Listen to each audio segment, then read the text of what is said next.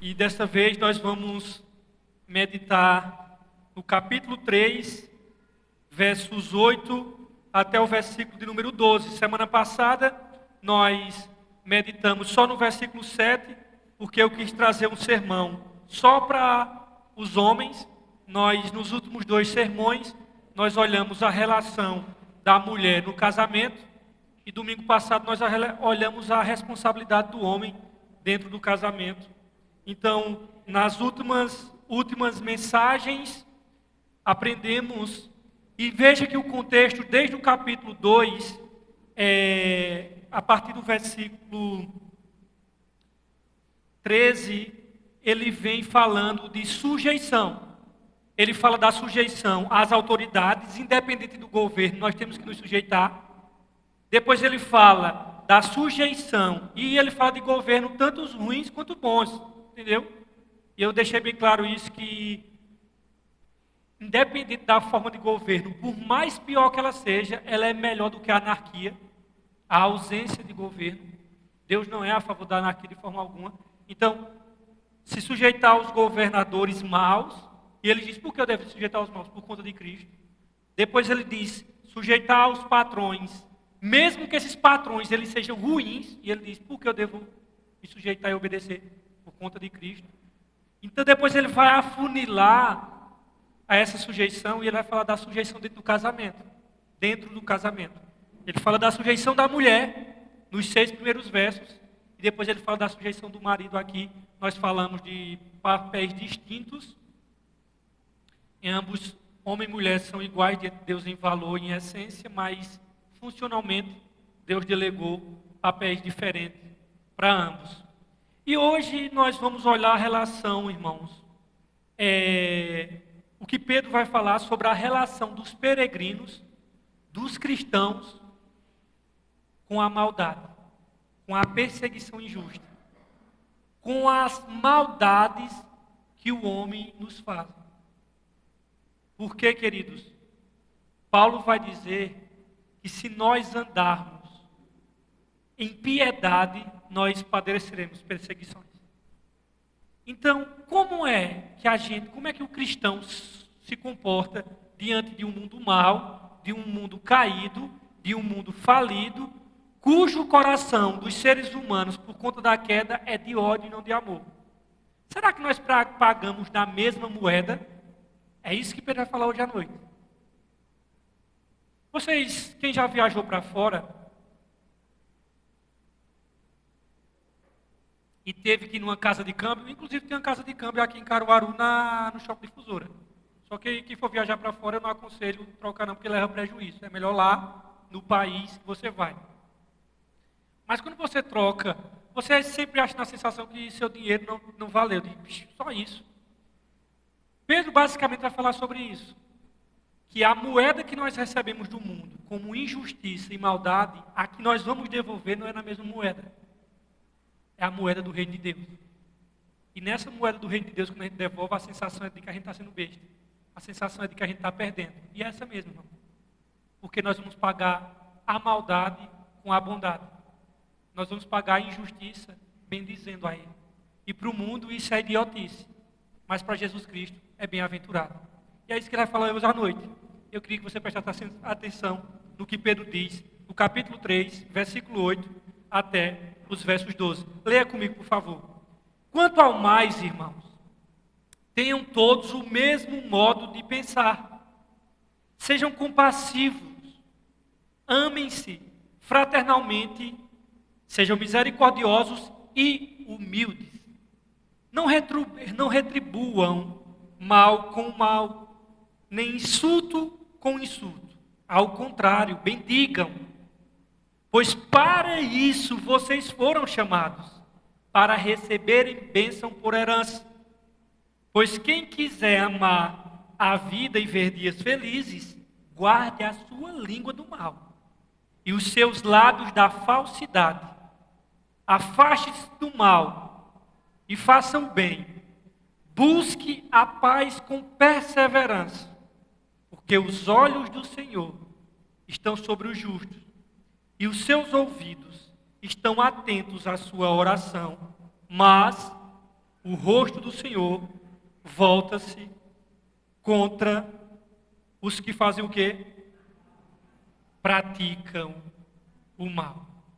Meus irmãos, nós estamos vendo, desde o capítulo 2, que o apóstolo Pedro está dizendo que quando nós nascemos de novo, quando o evangelho entra no nosso coração, quando nós nos tornamos uma nova criatura, irmãos, entenda bem, Pedro diz que o evangelho, sabe o que ele faz? Ele recalibra, ele reorienta, ele ressignifica as nossas mais diferentes relações. O evangelho, ele recalibra, ele ressignifica e ele reorienta a minha relação entre eu e o governo, ou seja, a relação entre o governo e o governado. Ele já disse isso, nós estudamos isso no capítulo 2. O evangelho ressignifica, reorienta e recalibra a relação entre empregador e empregado. E o evangelho também, ele ressignifica a relação entre marido e mulher e marido. Esse é a síntese dos estudos que nós estamos fazendo nos últimos sermões. É a ressignificação, é o recalibramento, é, na verdade, a reorientação do evangelho nessas esferas. Governo e governado, empregador e empregado, marido e mulher. E nesse momento a gente vai ouvir de Pedro o que ele tem a dizer sobre as nossas relações com o mal que nos acomete. E aqui, queridos, eu não estou falando mal, catástrofe, terremoto, e caiu sua casa, uma doença que você adquiriu. Não é esse mal que eu estou falando. Tem 2 tipos de mal na Bíblia. Eu estou falando é o mal moral. É desse mal que eu estou falando. Dessa injustiça, dessa perversidade que a pessoa diz, meu irmão, que covardia fizeram comigo. Uma maldade que, segundo Pedro diz assim, se vocês estão pagando um mal porque vocês fizeram mal, não tem glória nisso não, é bem pregado mesmo, o remédio fez errado, tem que levar lapada mesmo. Mas Pedro diz assim, se vocês fazem o bem e recebem a maldade, aí ele vai nos dizer como é que a gente deve lidar com injustiça, com aquele ódio sem explicação. Com aquela injustiça de meu irmão, brother, mas eu não fiz nada, bicho. E essa foi a paga que eu recebi. Se eu tivesse feito alguma coisa, beleza. Meu irmão, como é que esse ódio deliberado, indiscriminado, gratuito, e essa injustiça me acometeu dessa pessoa, ou dessas pessoas, ou seja lá de onde for. É disso que Pedro vai falar. Então, nessa porção que nós vamos estudar agora, Pedro vai apresentar 5 virtudes, um grande desafio ele vai nos apresentar, e por fim, um testemunho incrível. 5 virtudes, um grande desafio e uma promessa incrível. Vamos começar pelas 5 virtudes. Eu quero que você entenda que essas 5 virtudes que Pedro vai falar aqui nos versos 8, primeira coisa que eu quero que você entenda, que todas essas 5 virtudes, elas estão encapsuladas em Jesus Cristo. Elas estão nele, presente nele, na pessoa bendita do Senhor Jesus. É igual o fruto do Espírito. O fruto do Espírito lá em casa, não os frutos do Espírito, não é frutos do Espírito. É um fruto com vários gomos. Não são os frutos do Espírito, né? Feito muitos cristãos dizem, eu quero manifestar uns frutos do Espírito no plural. Não, é o fruto singular. É um fruto que contém vários gomos, feito uma mexerica, feito uma fruta do conde, que nós conhecemos aqui como pinha. Então é o fruto do Espírito. E aqueles frutos do Espírito ali, aquele fruto do Espírito ali, ele é a síntese do caráter de Jesus, gente. E aqui essas virtudes que Pedro vai falar aqui, elas estão encapsuladas na pessoa do Senhor Jesus Cristo. O apóstolo deixa de falar com grupos específicos da igreja, né, marido e mulher, e a governantes e governados, e agora ele vai fechar essa ideia, ele vai concatenar o argumento dele, mostrando que a verticalidade da nossa fé, veja, a verticalidade tem a ver com eu e Deus. Pedro vai mostrar que a verticalidade da nossa fé, ela tem e necessariamente tem que desembocar na horizontalidade, na horizontal da nossa fé. Entendeu? Se eu tenho uma fé vertical diante de Deus, essa fé, ela vai desembocar no horizonte das minhas relações com o próximo, na horizontalidade dos nossos relacionamentos. A prova do nosso amor para com Deus é o nosso amor para com o próximo. Por isso que João diz, meu irmão, se você diz que ama a Deus, mas odeia seu irmão, você é um mentiroso.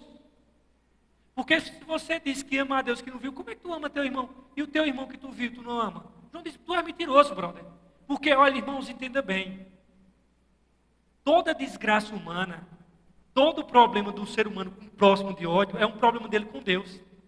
A gente vê Caim matando Abel, o problema de Caim não era com Abel, o problema de Caim era com Deus.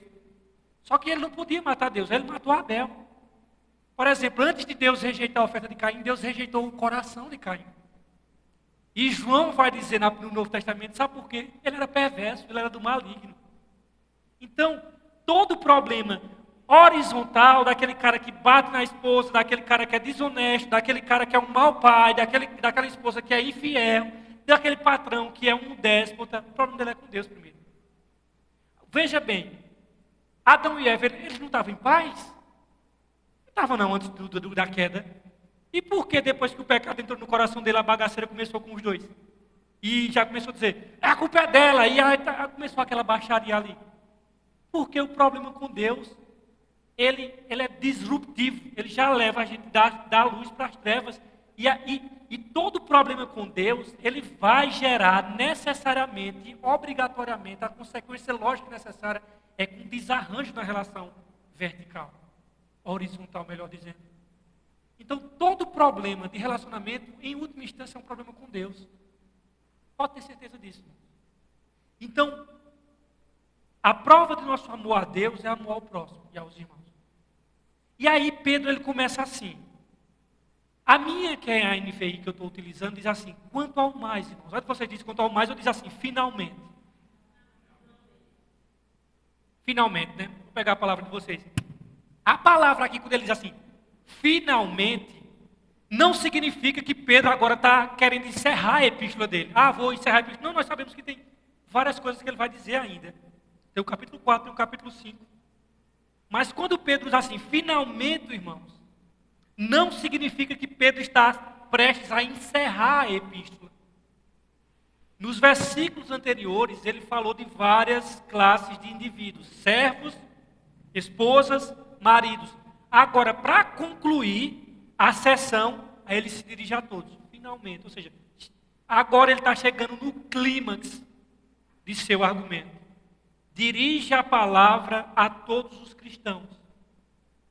Portanto, a palavra finalmente tem o sentido de, em resumo, em síntese, moral da história, vamos dizer assim como toda lei, ela se resume no amor, conforme Paulo diz em Romanos 13, do 8 ao 10, assim também os relacionamentos humanos como um todo se cumprem no amor.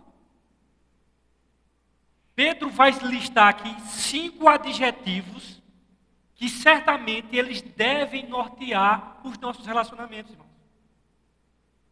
O relacionamento do cristão, para impactar o mundo, se não for norteado com esses 5 adjetivos, esqueça, brother.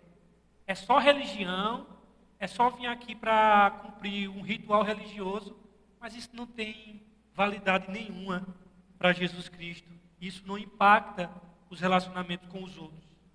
Todas as virtudes, repito, nós vamos estudar agora nesses versos 8, esses adjetivos aqui, eles se encontram de maneira explícita na pessoa de Jesus e foram demonstrados na vida dele. Todos eles. E por isso, eles estabelecem o procedimento do cristão. A maneira que o cristão deve se estabelecer, o cristão, ele sabe com que ele aprende. Quem foi que disse assim, aprendei de mim, que sou o quê? Jesus, irmão. Aprender dele. Aprender de mim que sou manso e humilde de coração. Portanto, essas virtudes estão encapsuladas em Jesus e essas virtudes, por conseguinte, elas estabelecem a norma de procedimento cristão. Se Cristo humilhado expressou tais virtudes, devemos fazer o mesmo durante o tempo da nossa humilhante peregrinação. Porque nessa peregrinação nós passamos momentos de humilhação. Seja humilhações injustas, ou seja elas muitas vezes justas, consequência dos nossos erros. Porque os pecados trazem consequência. Um filho de Deus, ele não pode trazer consequência eterna, mas traz consequência física aqui. Só é ver a vida de Jonas. E por conta de desobediência, veio tempestade na vida dele. Nem toda tempestade na vida do crente é virtude do pecado. Jó mostra que não é, né? Então vamos ser bem amplos na nossa visão. Só foi alguém que sofreu e não necessariamente cometeu algum pecado. A primeira coisa que ele vai falar aqui para nós, cristãos, unidade de pensamento, meu irmão. Veja o que é que ele diz no versos 8. Quanto mais aos irmãos, tenham o mesmo modo de quê? A de vocês diz como? Um só coração, né? A minha diz assim, tenha todos o mesmo modo de pensar. Ou a de vocês diz assim, pensais igualmente. Irmãos, o que é que Pedro quer dizer aqui? Tenha todos o mesmo modo de pensar. Não se espera, irmãos. Aí alguém diz assim, olha, está vendo que Pedro está pedindo aqui para que nós tenhamos o mesmo pensamento? Se a gente não interpretar isso direito, nós vamos entender que os cristãos todos devem torcer para o São Paulo, como eu. Apesar que o único time de crente é o São Paulo, né? Porque é São Paulo que escreveu mais o Novo Testamento, o resto é heresia. Ah, todos têm que torcer para o São Paulo, todos têm que gostar da mesma comida, da mesma cor, todos os crentes têm que pensar igual. Não é nesses aspectos, irmãos. Não é, penso tudo do mesmo jeito. Nós vamos pensar do mesmo jeito em partidos políticos. Não é isso que o texto está dizendo. Não se espera que os cristãos concordem plenamente em todos os assuntos. Não é essa a ideia de Pedro. Isso seria uniformidade. E Pedro está falando aqui de unidade. A Bíblia não pede que a igreja tenha uniformidade. Eu quero que você faça a distinção entre unidade e uniformidade. Quando Pedro diz assim, irmãos, tenham todos o mesmo pensamento ou o mesmo modo de pensar, Pedro está falando aqui na unidade. Meu irmão querido, se você não saber dos assuntos essenciais da fé cristã e os assuntos secundários, você está na alfabetização, irmão. Eu vejo muitos crentes brigando por assuntos secundários, brigando por esses assuntos, como esses assuntos fossem assuntos essenciais. E você vê que é alguém que ainda não sabe distinguir entre assuntos essenciais que não podem ser negociáveis na fé cristã e assuntos secundários. Vou dar um exemplo de assunto secundário. O batismo por imersão ou aspersão. Isso vai interferir em alguma coisa na salvação? Nenhuma. A forma de governo, se ela é presbiteriana, episcopal ou congregacional. Porque só existem essas três formas de governo em igreja. Isso vai intervir? Não. Agora, existem assuntos na Bíblia que eles são inegociáveis, brother. E coloca a salvação de alguém em xeque. Se ele crê, por exemplo, se um cara começa a duvidar se a salvação é pela graça ou não, você confia na salvação de uma pessoa dessa? Eu não confio. Se uma pessoa começa a duvidar da divindade de Cristo, pode tirar o pé fora. Isso não é um filho de Deus, não, irmãos. Se alguém começa a duvidar da autoridade das Sagradas Escrituras, esses assuntos são essenciais. E o que é interessante é que os crentes ficam brigando. Se bota calça, se a calça é no joelho ou é saia, não sei o que, como se tivesse a grife de Deus. Você vê que são meninos que brigam por coisas secundárias e brigam como cachorros ferozes, como se fossem assuntos essenciais. E quando Pedro diz assim, pensar, irmãos, tem o mesmo modo de pensar, Pedro, ele está dizendo, olha, tenha unidade naquilo que é essencial, conforme disse Agostinho de Hipona, no essencial, unidade. Naquilo que não é essencial, liberdade. E em ambos os casos, amor. Meu amigo, se ele se batiza com cuspe, com terra na cabeça, o que for, não tem problema, brother. Agora, Pedro está pedindo, olha, vocês concordam naquilo que é essencial, irmãos, entenda bem. Em relação à igreja de Cristo, se você pegar, quem estudar a história da igreja, se você pegar desde o primeiro século até hoje em dia, existem doutrinas que elas nunca foram negociadas na igreja. Você pode chegar aqui, você pode chegar no Supremo Concílio da Igreja Presbiteriana, da Batista, nas igrejas egípcias, nas igrejas gregas romanas, nas igrejas da Grécia, as ortodoxas gregas, quando você perguntar, eles vão dizer do A ao B a mesma coisa. Sabe por que não tem divergência? Porque aquilo que nos une é maior do que aquilo que nos separa. No entanto, a galera não sabe nem o que é essencial e secundário. Aí mistura, aí briga. E o interessante é que quando Pedro diz assim, tem o mesmo modo de pensar, ele aqui usa a palavra no grego, é homofron. Do mesmo pensamento, tem todos o mesmo modo de pensar. E aí Pedro está falando aqui de unidade, não de uniformidade. Homofron é do mesmo modo de pensar, preste atenção. Não é no mesmo modo de pensar dos seus gostos, de suas comidas, das suas cores, do que você gosta, do partido político. Não é isso. Homofron é ter o mesmo modo de pensar naquilo que é essencial. Naquilo que é essencial à fé cristã. Aquilo que nos une, irmãos, é maior do que aquilo que nos separa. Os cristãos podem sim divergir por várias razões e até devem fazer isso em outros aspectos. O que nós não podemos chegar aqui é que uma banda aqui pensa que a salvação é pela graça, o outro pensa que a salvação é pelas obras. Uns pensam aqui que Jesus foi um mestre, outros pensam que Jesus aqui só foi um mestre, outros dizem, não, assim, além de ser mestre, ele é Deus encarnado. Aí, meu amigo, tem que se separar mesmo. Porque não dá para concordar nessas questões essenciais. Nós devemos estar unidos ao redor de pontos centrais e fundamentais, pontos basilares, sobretudo da fé.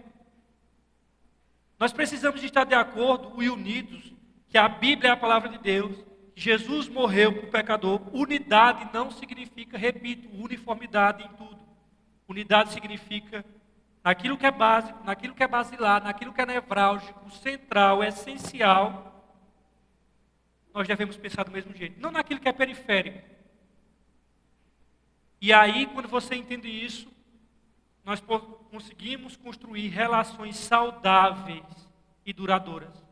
E os pontos centrais ao redor das quais nós nos unimos devem ser mais fortes do que as questões periféricas que nos separam, que nos dividem e tem que ter o que Paulo diz, homofron, o mesmo modo de pensar, mas que é essencial para a nossa vida.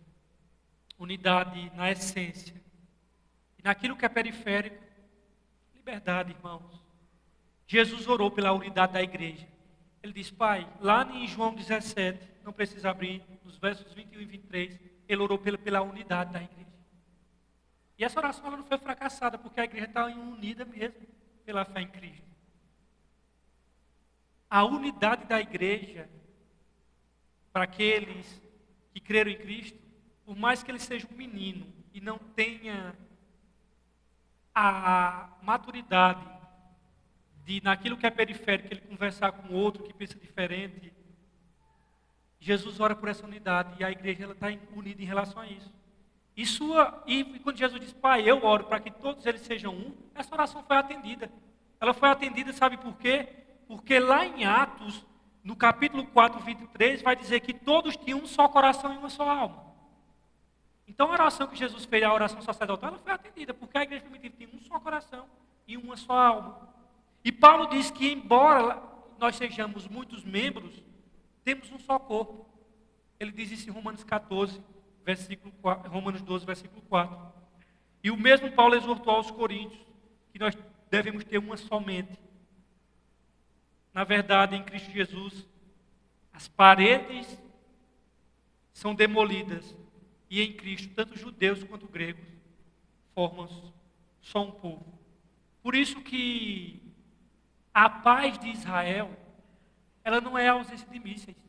A paz de Israel e de palestinos é a presença de Jesus. Israel não vai ter paz sem a ausência do Messias, nunca na vida. E palestinos também não.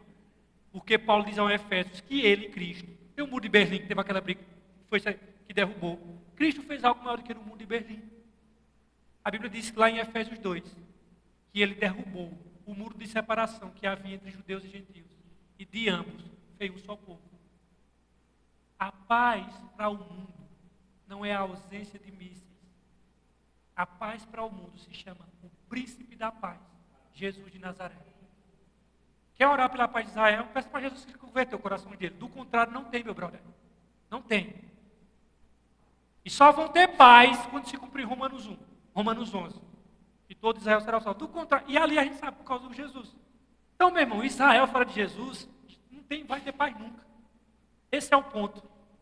É por isso que nós devemos entender que nas coisas fundamentais unidade, nas coisas essenciais liberdade e em todas as coisas amor. É por isso, irmãos, que a gente tem que entender isso para contribuir na unidade. E a unidade, ela está nos pontos centrais da fé cristã. A segunda coisa que ele fala é a virtude ou compaixão. Diz assim: quanto mais tenham todos o mesmo modo de pensar, sejam o quê? Isso. A minha diz assim: sejam compassivos ou compaixão, né? A unidade, a segunda virtude que ele fala é compaixão. Pedro diz: sejam compassivos. No original, essa palavra compassivo é simpatés. Simpatés. De onde vem a palavra simpatia? Só que eu quero corrigir uma coisa aqui. Simpatés, no grego, que de onde surgiu a palavra simpatia. Então, só que quando a gente vai entender simpatia nos dias de hoje, porque vocês sabem, né, que uma palavra ela começa a ficar desgastada ao longo do tempo. E às vezes ela perde a riqueza da sua semântica original, da sua etimologia original. Hoje, simpatia, quem é? Aquele cara assim, todo aberto, né? Chega dando risada, fala com todo mundo. E o cara tem que cara simpático. Só que, meu amigo, quando ele diz assim, sejam todos compassivos, não é aquele cara assim, ó, assim, né? Todo simpático lá, abre a boca, sorri para todo mundo. Não é isso, gente. Simpatia para a gente, no nosso contexto é esse. Simpatia aqui, a palavra no grego, sim, juntos, e pathos, que é sentimento, de onde vem a nossa palavra simpatia, quer dizer, significa compaixão. Não é aquele cara que fica rindo para todo mundo. É compaixão. Significa sofrer junto. É compartilhar a dor de alguém como se essa fosse a sua dor. Essa é a ideia de simpatia. Não é simpático no nosso termo. É sofrer a dor do irmão. É sofrer a dor do outro. Irmãos, vamos combinar uma coisa. Vamos ser sinceros, gente. Vamos pelo menos ter a capacidade de ler o nosso tempo, não à luz de uma lente filosófica, religiosa, política ou de qualquer natureza. Vamos tentar ler a nossa sociedade, irmãos, à luz de Cristo, pegando as lentes do Evangelho. E nós temos que ser sinceros, vamos combinar uma coisa. Está muito difícil nós encontrarmos hoje em dia, irmãos, pessoa com esse sentimento de compaixão, de misericórdia pelo outro.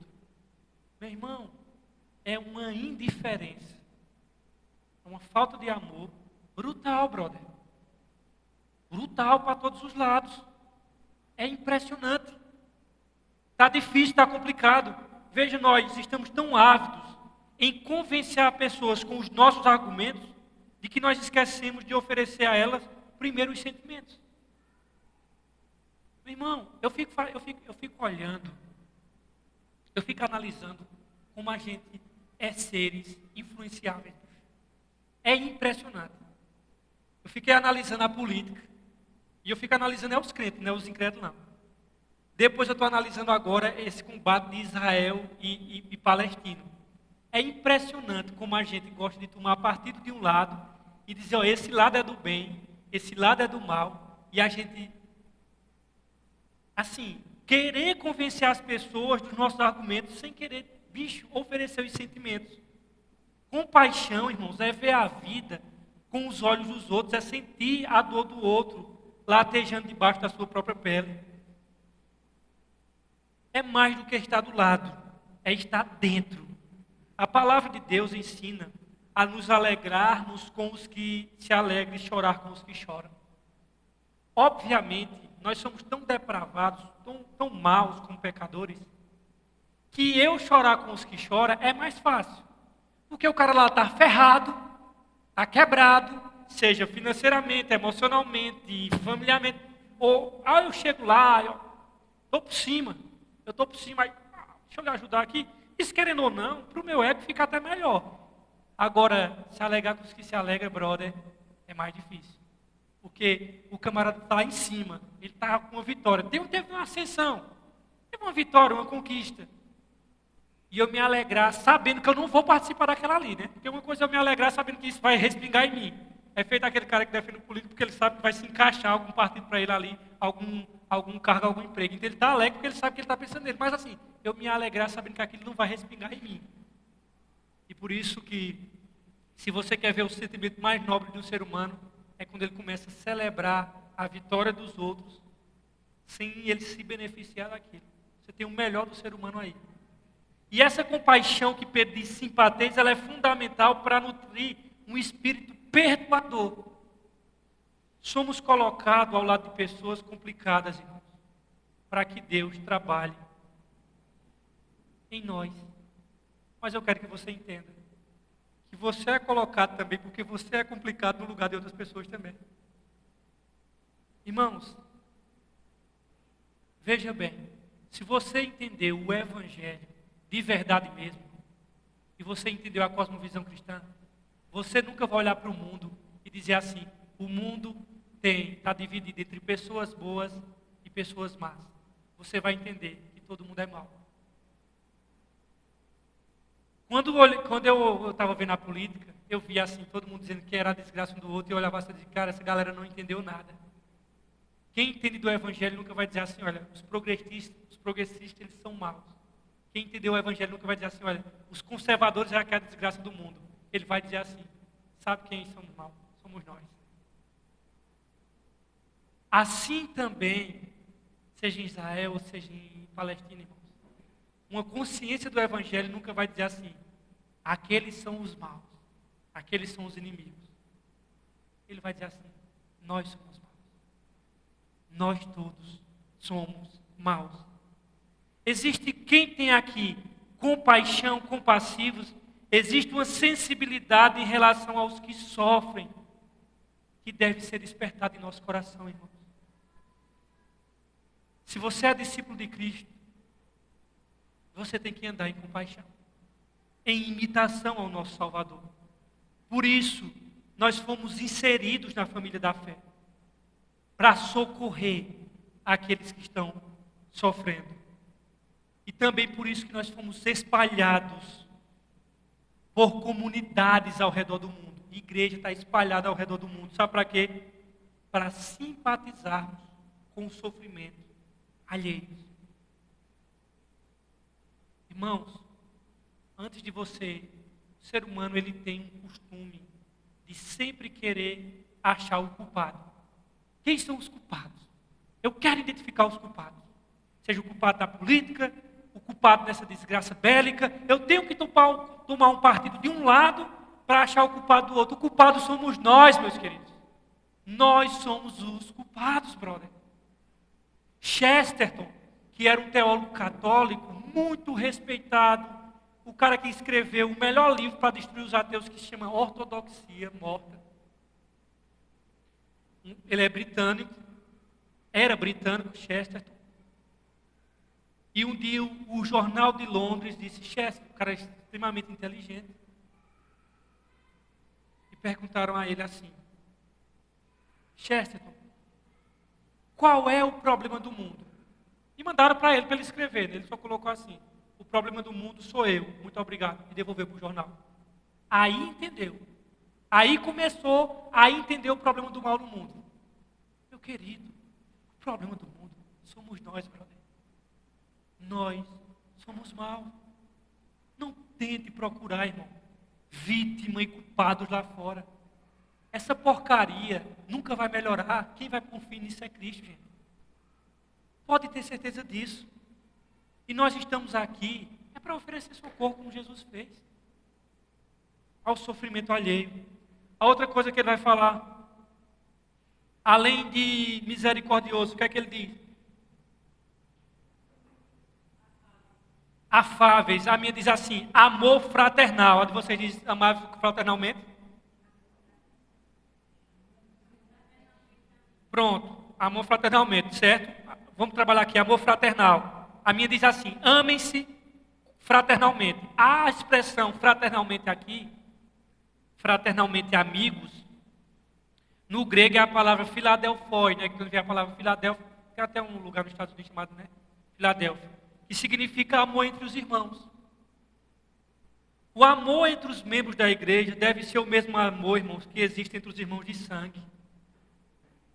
A figura mais vívida da igreja que temos nas Escrituras não é de exército, não é de um corpo. Lembre-se que a Bíblia, metaforicamente, ela usa o corpo para falar da igreja. Mas a figura mais vívida, mais latente, mais explícita para descrever a igreja é a figura da família. A igreja é chamada de uma família. Assim como Adão foi responsável pela primeira família na terra, a família das criaturas de Deus, Cristo Jesus, o último Adão, ele veio e inaugurou uma nova raça, uma nova família, a família dos filhos de Deus. E por isso, irmãos, todos aqui temos Deus como nosso Pai e Jesus como nosso irmão mais velho. Por isso somos todos irmãos uns dos outros. O verdadeiro amor, ele não se origina nas emoções, mas da vontade. Não consiste naquilo que sentimos, mas o verdadeiro amor consiste naquilo que fazemos. O verdadeiro amor, ele não vai se provar pelos sentimentos, porque os sentimentos, eles são voláteis, irmãos. Eu estou aqui daqui a pouco chorando por Jesus, saio dali, eu posso ter um ataque de fúria. E daqui a pouco eu posso ter um ataque de arrependimento. E depois de alegria, e depois de tristeza súbita. Os sentimentos, eles são voláteis, irmãos. A gente às vezes sente coisa que nem a gente quer. Diz, meu Deus do céu, por que eu estou sentindo isso? E por que é que eu estou pensando isso? Porque tu não controla sentimento nem pensamento, meu irmão. Se a gente controlasse, ninguém era ansioso. Entendeu? Nós somos reativos em relação aos nossos sentimentos. Então o amor, ele nunca vai ser medido e provado pelo sentimento, mas pela ação. O amor não vai se mostrar apenas em palavras doces, mas por ações nobres e ações abnegadas. E Pedro vai dizer, ame-se fraternalmente. O amor fraternal, a família da fé, a comunidade da fé, é interessante isso, porque Pedro está utilizando, mostrando que nós fazemos parte da família de Deus. Nós somos parte de uma mesma família, irmãos. Nós temos o mesmo pacto celestial e, portanto, nós somos diferentes do jeito que nós éramos antes de ter Cristo. Nós fomos inseridos em uma família espiritual. E mesmo divergindo um do outro em coisas secundárias, nós somos irmãos e irmãs. Por exemplo, quando Deus olha para a igreja de Cristo, Ele não olha, a gente é que olha as placas, mas Deus não, Ele enxerga, na verdade, as comunidades, que eu entendo, a meu ver, que as comunidades cristãs, elas são diferentes. Isso já é propósito de Deus, irmão. Delas serem diferentes. Umas serem mais agitadas, outras serem, falando com equilíbrio, tá? Outras serem mais paradas. Por quê? Porque pessoas, elas são diferentes. E nem toda pessoa ia se acostumar a nenhum padrão só de comunidade. Por isso que Deus, na sua soberania, Ele permite que tenha diversidades de congregações, de modelos de igreja, porque tem pessoas que, por exemplo, eu conheço diversas pessoas que vieram aqui para Boas Novas, Rafael, eu gosto da palavra, mas eu não gosto da forma de culto, eu acho muito parada. E eu entendo, brother. Eu entendo. E eu vou dizer que essa pessoa está errada? Não. Do mesmo jeito que tem pessoas aqui que se colocar... Por exemplo, eu fui para uma conferência no Recife, e na hora do louvor eu não me senti bem. Mas eu disse, eu sei, Senhor, que é o meu costume. Deixa eles aqui. Então eu vim aqui por causa da palavra mesmo, e as palestras me edificaram. Da maneira de cultuar lá, talvez eu não me acostumasse. Mas eu não posso dizer que aqui está certo e lá está errado. Está não, brother. Eu tenho que entender que esse é o meu costume, eu gosto mais assim. Lá gosto de um negócio mais escurinho.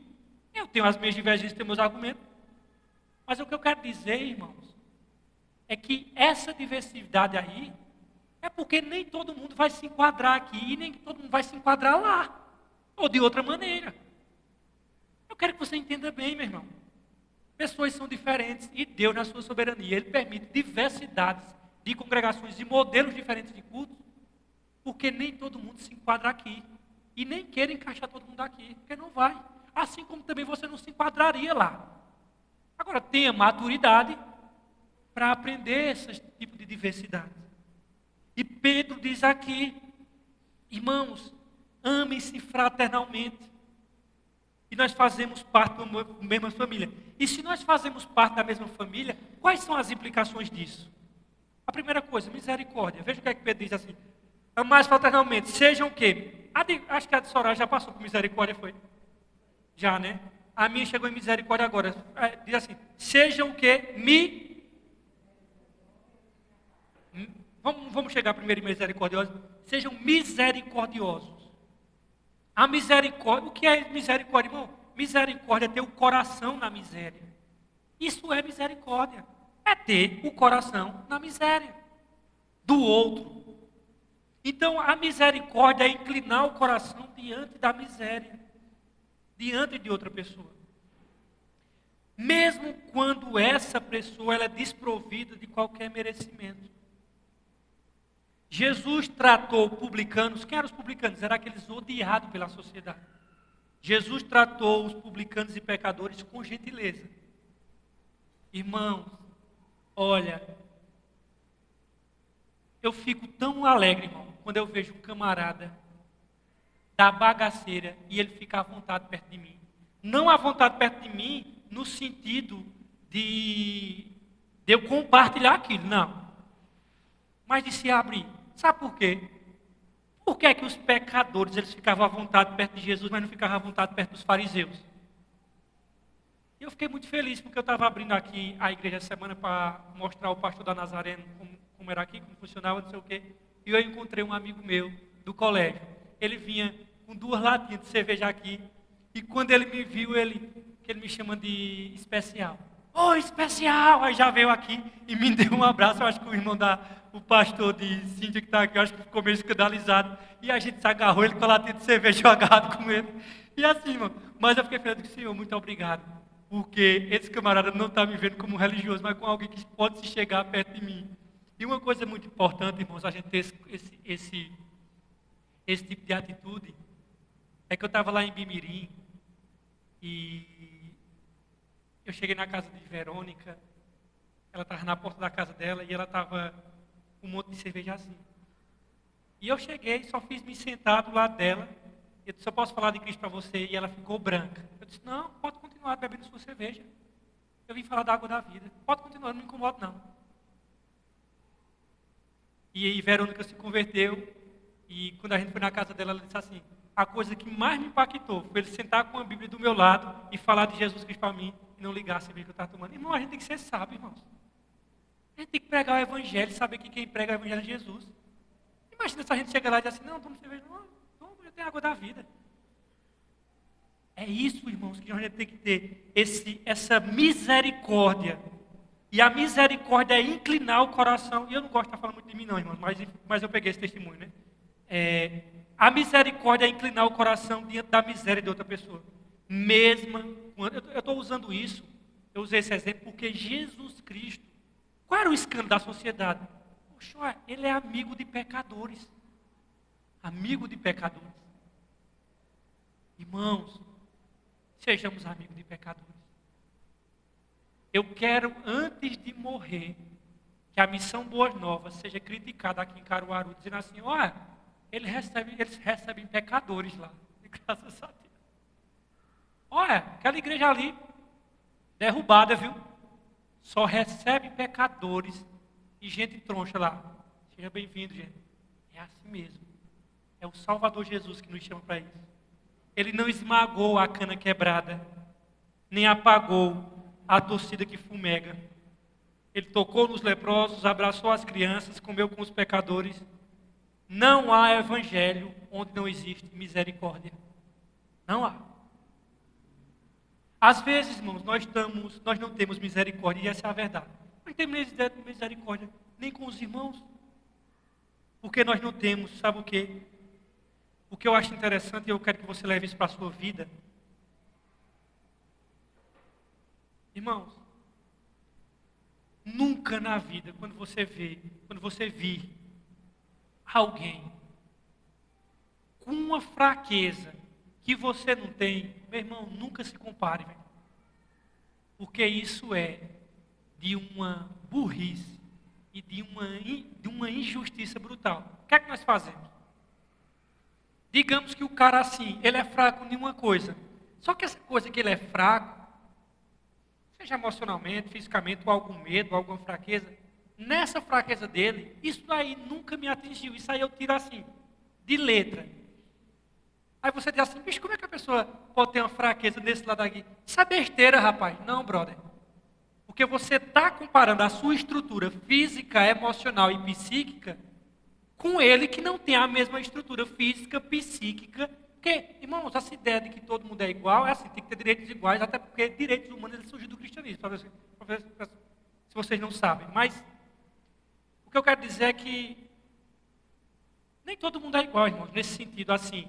Tem gente que nasce com cabedal intelectual mais do que o outro, e é impossível você dizer que todo mundo nasceu com cabedal intelectual igual. Não há, irmão. Tem pessoas que nascem fisicamente mais benéficas do que a outra, com a beleza mais do que a outra, enfim, mas isso é outra história. Mas o que eu quero dizer é o seguinte: às vezes sua estrutura psíquica, emocional e física, ela é mais forte do que aquele indivíduo ali, por razões as mais diversas. As mais diversas.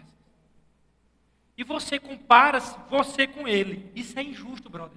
Sabe por quê? Porque vai ter outro que vai ser mais forte do que tu em diversas áreas e vai dizer, olhar para tu e vai dizer, você é um fraco, porque ele não é igual a meu. Vocês estão entendendo que essa comparação ela nunca tem fim? Se eu for comparar assim, bicho, meu irmão, Paula é muito fraca, velho. Paula tem medo, dando um exemplo, Paula. Eu não sei se ela tem, mas digamos, ela tem medo de altura. Como é que a pessoa tem medo de subir aqui no telhado da Boas Novas? Aí eu fico assim, me achando bambambam, porque eu tenho medo de altura, tá, gente? Eu tenho medo de altura. Então, o que é que acontece? Aí eu comparo, eu começo a me comparar com Paula, só que Paula tem uma estrutura diferente da minha. Só que vai ter outro aqui, que vai ter uma estrutura em outras áreas, muito mais forte que eu, e esse indivíduo, sabe o que é que ele vai dizer? Meu irmão, como é que tu é fraco desse jeito, brother? Porque eu não sou assim. Então, entende que isso nunca tem fim. Então, essa ideia de você... Aí, onde é que eu quero chegar? Eu quero chegar, brother, que geralmente a gente só tem misericórdia do outro quando aquela dor do outro é aquela dor nossa. Quando eu não tenho aquela dor, rapaz, isso é besta, isso é besteira. Não, brother, não é besteira. Não é besteira. Essa pessoa, ela tem problemas emocional, não sabe gerir sentimentos, não sabe gerir emoções, tem um lado psicológico muito fraco, emocionalmente fraco ou fisicamente fraco, seja de qualquer natureza. E você deve ter empatia, mesmo você não tendo, porque o que Deus pede para nós, irmãos, é que nós sejamos misericordiosos com pessoas que têm fraqueza, das quais nós não temos. Entendeu bem? Às vezes nós não temos misericórdia porque nós não temos aquele tipo específico de fraqueza. Como eu não tenho, então isso é besteira, deixa para lá. Mas a gente fica pedindo misericórdia por fraqueza que a gente tem. Que curioso, né? A fraqueza que a gente tem, a gente pede misericórdia. Aí aquele que tem outro tipo de fraqueza, a gente diz, não, bicho, besteira, brother. Isso aí é frescura. E o que Deus pede para a gente é sejam misericordiosos, ou seja, para nós ser misericordiosos com pessoas com fraquezas das quais nós não temos. Do mesmo jeito que nós temos obrigações para com a nossa família biológica, nós temos obrigações com a nossa família da fé. Seja misericordioso. Irmão, fique atento, irmãos.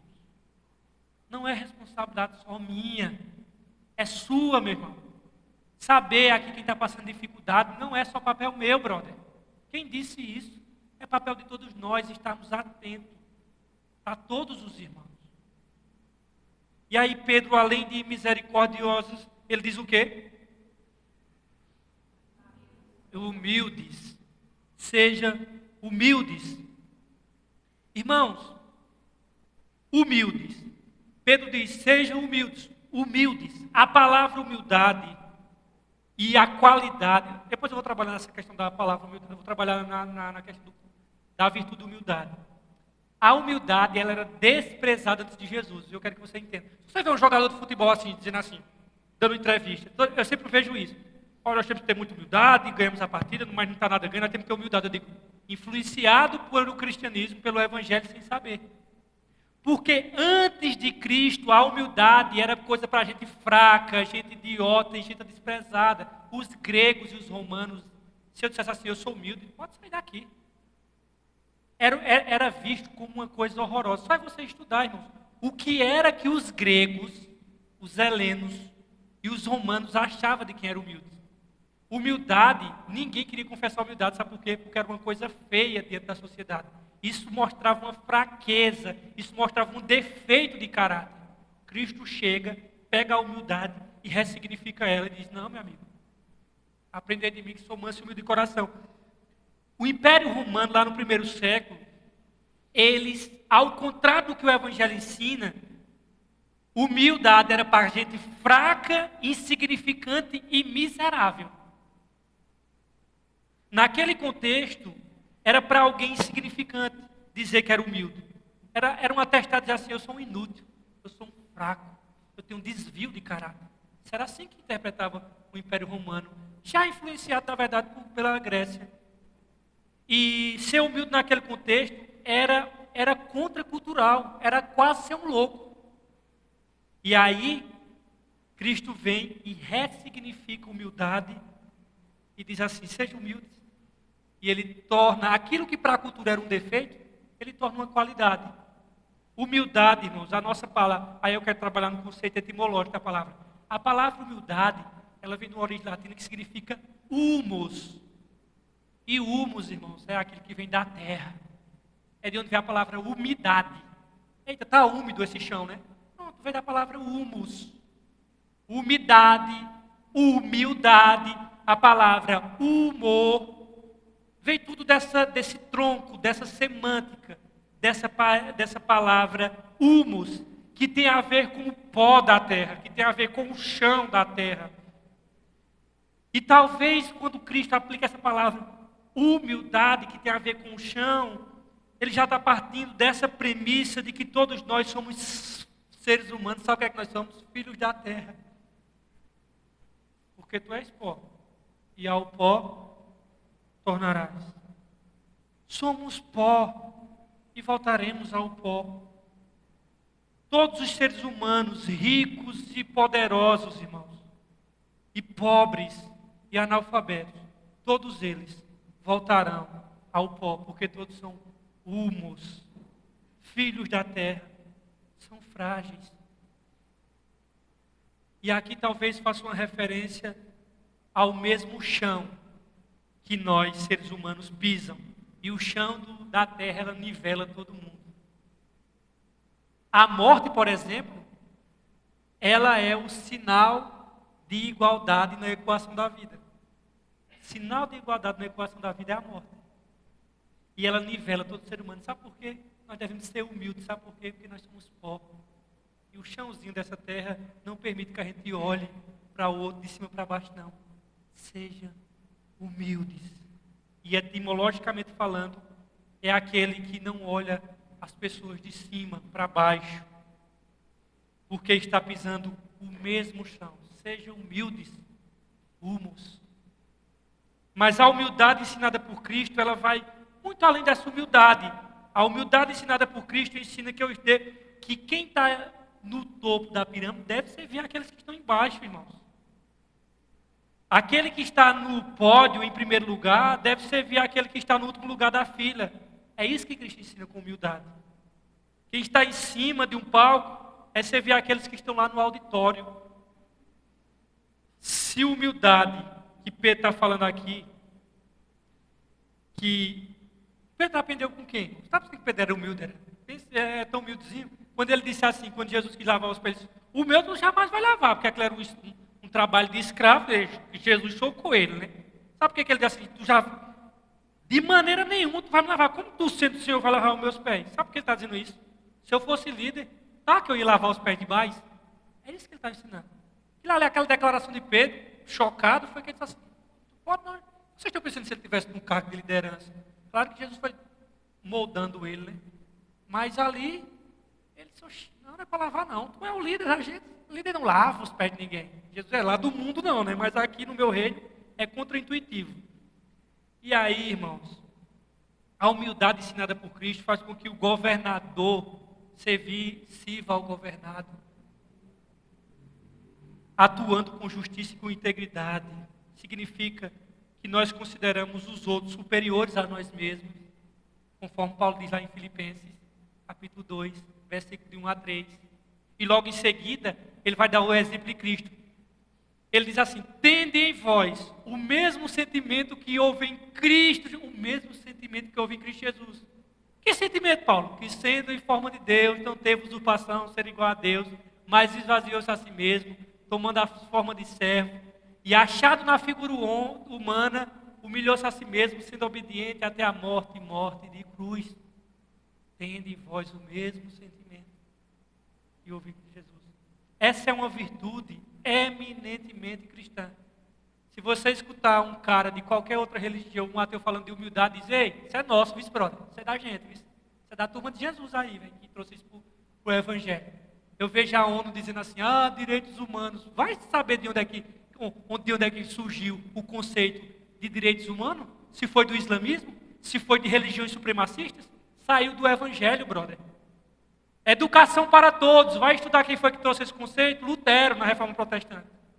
Vai ver onde é que veio? Vê se os gregos tinham a noção de educação para todos. Aleijado, sai daqui. Tu não faz parte do debate daqui não, meu amigo. Aí não. Foi Lutero com a Reforma Protestante que disse, mulher vai ter que estudar também. Esse cara não sabe, a gente não sabe nem da nossa riqueza, irmãos. Que nós trouxemos para o mundo. Então a humildade é descer do pódio da vaidade. É honrar o irmão, considerando-os superiores a si mesmo. Humildade não é ser pequeno, mas considerar-se como tal. O apóstolo Paulo, por exemplo, ele não pense de vós além do que convém. E na vida de Jesus, ele demonstrou a humildade, sabe como? Com uma toalha e com uma bacia. Quer ser humilde, meu amigo? É toalha e bacia. A toalha e a bacia para lavar os pés dos discípulos. No reino de Deus, a pirâmide está invertida. Ser grande é ser pequeno. Quer aparecer, suma. Quer estar em cima, fica lá embaixo. Quer ser o primeiro, seja o último. Quer liderar, sirva. É assim que está totalmente ao contrário a pirâmide do reino de Deus, irmãos. A essência da humildade, resultante do Evangelho, não é pensar em mim como se eu fosse mais. Não é pensar em como se eu fosse mais. E nem pensar em mim como se eu fosse menos. Nem é pensar em mais, nem menos. É não pensar em mim. O verdadeiro humilde, ele não pensa muito em si mesmo. E aí Paulo vai falar das relações com os inimigos. Eu acho que não vai dar tempo de eu terminar hoje não, mas vamos lá. Relação com os inimigos, versos 9. Não retribua mal com mal, nem insulto com insulto.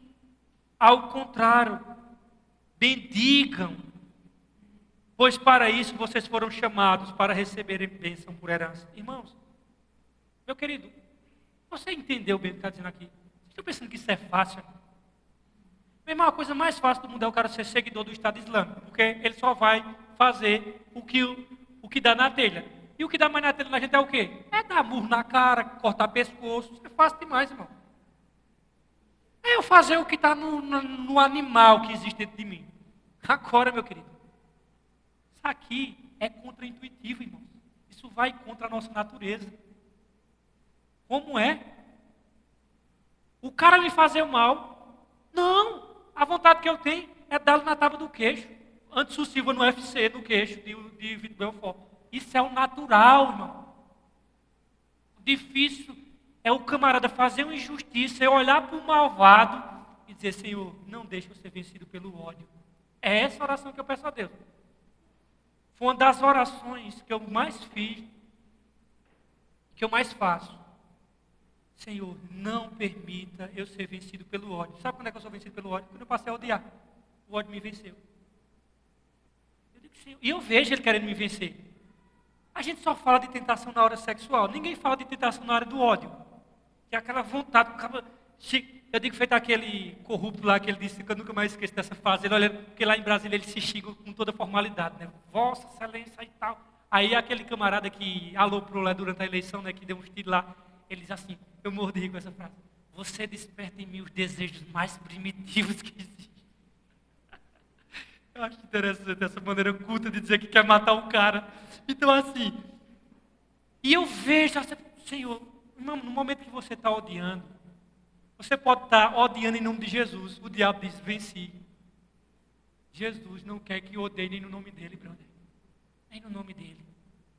Jesus disse, vai arrumar uma pousada para a gente, que ele estava indo para Jerusalém. Aí lá vai Tiago e João, os dois irmãos. Que Jesus botou o nome de Boanerges, filho do trovão, trovãozinho, porque os bichos eram virados.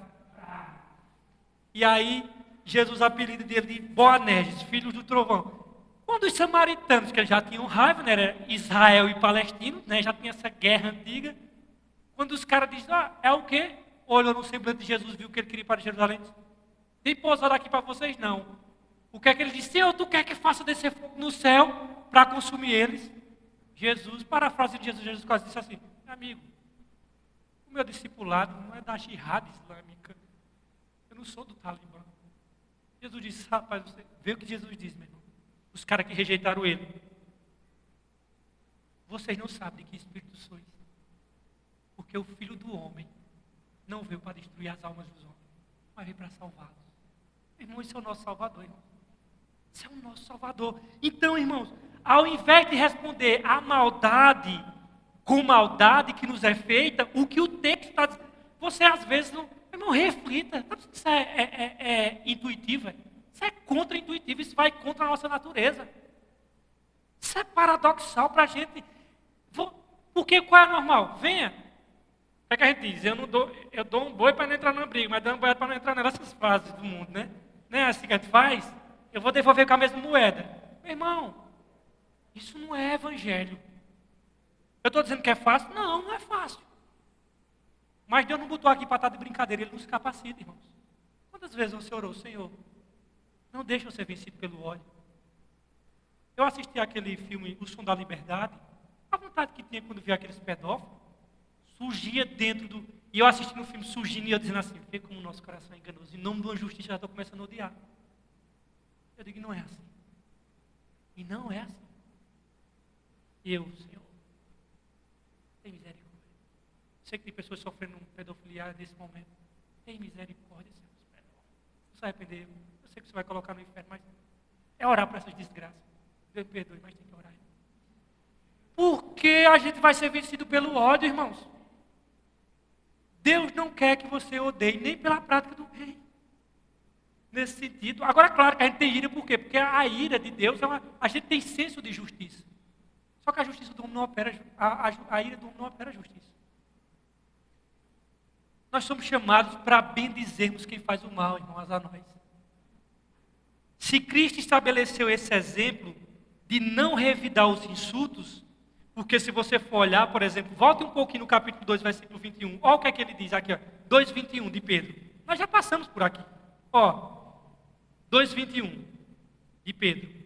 Para isso vocês foram chamados, pois também Cristo sofreu no lugar de vocês, deixando o exemplo para que sigam os seus passos. Ele não cometeu pecado algum, tal. Aí veio o versículo 23. Quando insultado, fazia o quê? Não revidava. Quando sofria, não fazia ameaças, mas entregava-se àquele que julga com justiça. O que é que Paulo aos Romanos, capítulo 12, versículo 17 diz? Irmãos, Aquele que fizer mal a você, você faz o quê? O bem. Porque fazendo isso, amontoarás o quê? Brasa na cabeça dele. Irmãos, se a gente fugir disso, a gente não está praticando o evangelho, irmãos. E Tessalonicenses, vocês podem tomar a nota de rodapé também quando chegar lá em casa, quando chegar na casa de vocês. 1 Tessalonicenses 5,15 vai falar também dessa postura de fazer o mal, fazer o bem a quem nos faz mal. Só o Espírito Santo, irmãos. E ele também nos chama para ser bênção quando somos injuriados. O cristão deve evitar insultos, ofensas, seja por ato, seja por palavra. Em vez de pagarem na mesma moeda, os cristãos devem pagar o mal com o bem. Em vez de responder às afrontas com injúria, devemos abençoar os nossos inimigos e bendizer a Deus. Os apóstolos de Jesus, irmãos, eles ouviram isso de Jesus. Quem foi que disse, irmãos? Amai os vossos inimigos e orai pelos que vos... É Jesus, irmão. Pelo amor de Deus. Se a gente não consegue... Meu irmão, Jesus disse, ó, os fariseus, que ele chama de hipócrita, de raça de víbora, ele diz, bicho, os incrédulos, os publicanos. Se ele diz assim, se vocês amam só quem ama vocês, brother, que glória vai ter nisso? Não precisa do Espírito Santo, não precisa do Evangelho, não precisa de mim. Os incrédulos fazem isso. Ele diz, isso não tem glória. Qual é a glória que eu tenho de amar meu pai e a minha mãe? Coisa fácil, meu irmão. A minha mãe que tanto me ama, que tanto cuida de mim. Qual é a glória que eu tenho de amar Caio? Sara? Ou vocês aqui da igreja? Meu irmão, nenhuma.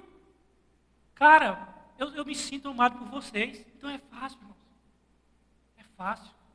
Eu tenho que amar aquele dali que me odeia.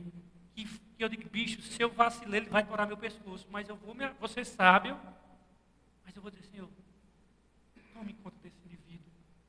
E tome conta do meu coração, para que o ódio não me vença. Porque depois que o ódio vencer, a gente cega. E em nome de Deus, a gente pratica coisas absurdas. Por isso que Jesus diz, orai pelos vossos inimigos. Aliás, amai os vossos inimigos e orai pelos que vos perseguem. Paulo já havia em Romanos, não torneis mal por mal. Retribuir o bem com o mal é perversidade, é diabólico. Porque se me fazem o bem, e esse bem que me faz, a moeda que eu dou de troca é o mal, isso é diabólico. Agora eu retribuir o mal que me fizeram com o mal também, isso é do meu instinto adâmico primitivo. Agora, irmãos, retribuir o mal que me fizeram com o bem, isso é graça de Deus, isso é divino.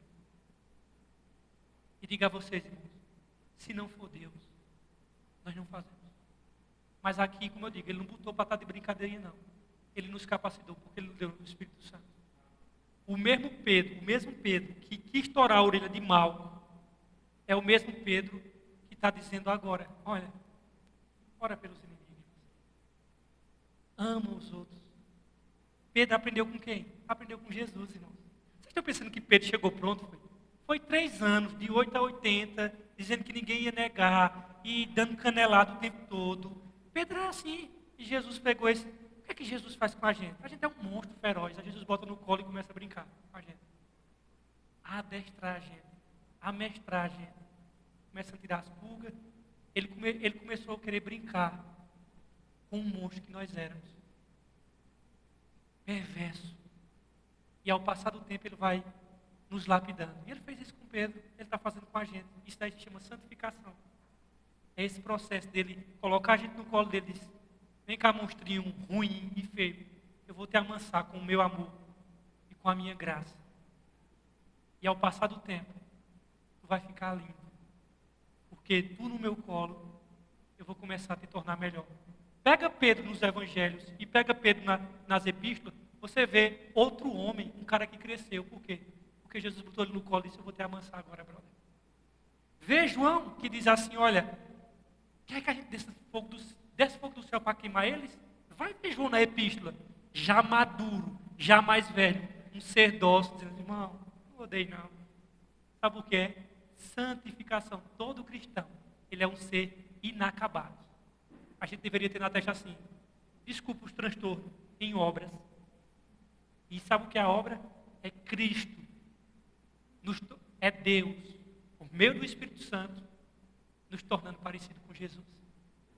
Isso é santificação. É nos tornar parecido com Jesus, gente.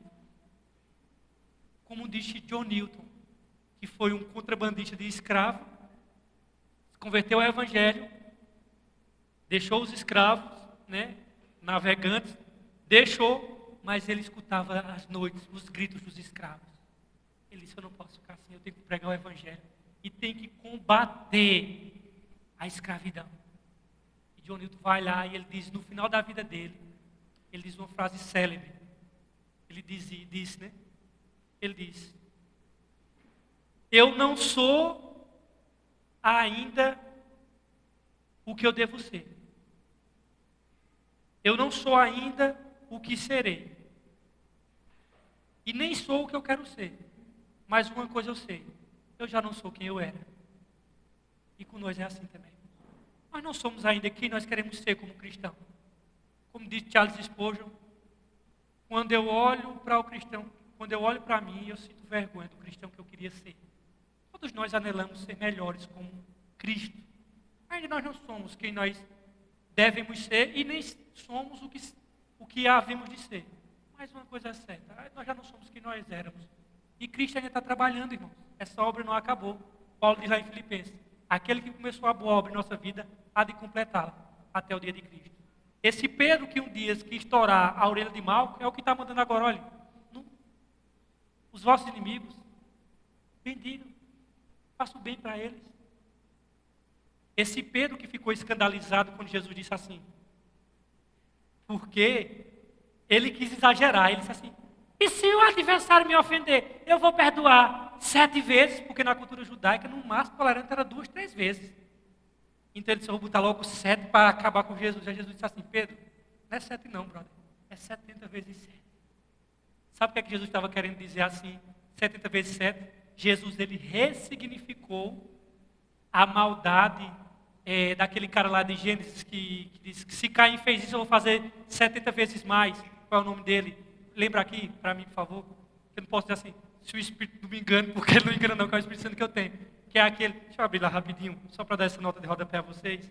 Lameque, que ele diz assim, que foi a primeira pessoa a ter mais de uma mulher na Bíblia, né? Então, o que é que ele diz assim? Aí Lameque diz assim, deixa eu ver aqui,